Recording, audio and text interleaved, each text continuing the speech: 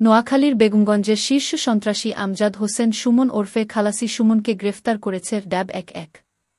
তার বিরুদ্ধে সোনাইমুড়ি থানায় অগ্নিসংযোগ, হত্যা মামলা, চাঁদাবাজি মামলাসহ ৩টি মামলা রয়েছে।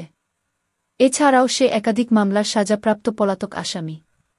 গ্রেফতারকৃত আমজাদ হোসেন সুমন ওরফে খালাসি সুমন ৩-৫ উপজেলার চৌমুহনী পৌরসভার পৌর হাজিপুর এলাকার মৃত লুৎফল হক লাতু মিয়ার ছেলে।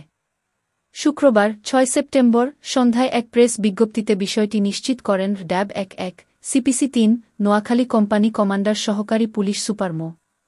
গোলাম মোর্শেদ। এর আগে বৃহস্পতিবার দিবাগত রাতে উপজেলার চৌমুহনী পূর্ব বাজার এলাকায় অভিযান চালিয়ে তাকে গ্রেফতার করা হয়। প্রেস বিজ্ঞপ্তিতে বলা হয়েছে, গ্রেফতারকৃত আসামির বিরুদ্ধে নোয়াখালীর বিভিন্ন থানায় অস্ত্র, চাঁদাবাজি, ডাকাতি, চুরি, মাদক ও হত্যা মামলাসহ সর্বমোট ৩টি মামলা রয়েছে। অভিযুক্ত আসামি একটি অস্ত্র মামলায় ৭ বছরের সশ্রম কারাদণ্ডাদেশপ্রাপ্ত ওয়ারেন্টভুক্ত পলাতক আসামি। প্রেস বিজ্ঞপ্তিতে আরও বলা হয়েছে, গত ৫ আগস্ট সন্ধ্যায় স্থানীয় উত্তেজিত জনতা নোয়াখালীর বিভিন্ন থানায় আক্রমণ, ভাঙচুরসহ অগ্নিসংযোগ ও লুটপাট ও হত্যার ঘটনা ঘটায়। লুটপাটের এক পর্যায়ে দুর্বৃত্তরা থানা থেকে বিপুল পরিমাণ অস্ত্র ও গোলাবারুদসহ বিভিন্ন সরকারি সম্পত্তি লুট করে নিয়ে যায়। খালাসি সুমনের বিরুদ্ধে গত ২ আগস্ট সোনাইমুড়ি থানায় একটি হত্যা মামলা দায়ের করা হয়। সে পেশায় একজন অস্ত্রধারী শীর্ষ সন্ত্রাসী।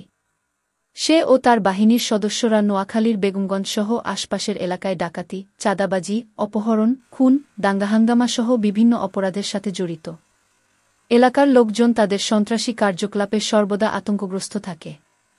পরিবর্তিত পরিস্থিতিতে তার নেতৃত্বে নোয়াখালী জেলার বিভিন্ন থানা এলাকায় বিশেষ করে বেগমগঞ্জের চৌমুহনীতে সন্ত্রাসী কার্যকলাপের মাধ্যমে ত্রাসের রাজত্ব কায়েম করার অভিযোগ রয়েছে।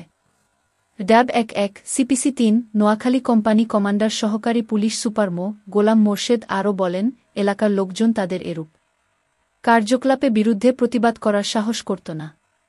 কেউ প্রতিবাদ করলে তার বাহিনীর লোকজন তাকে মারধরসহ নির্যাতন করত। আসামির বিরুদ্ধে আইনানুগ ব্যবস্থা গ্রহণের জন্য নোয়াখালী জেলার সোনাইমুড়ি থানায় হস্তান্তর করা হবে।